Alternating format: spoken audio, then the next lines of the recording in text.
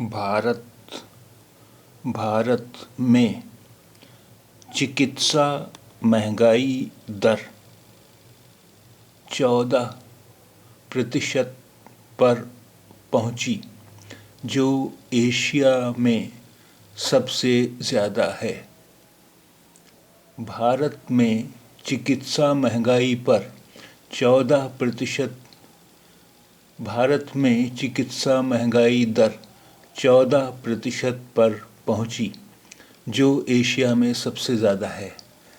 चिकित्सा इलाज महंगाई दर शरह महंगाई, यानी हिंदुस्तान में इलाज पर शरह महंगाई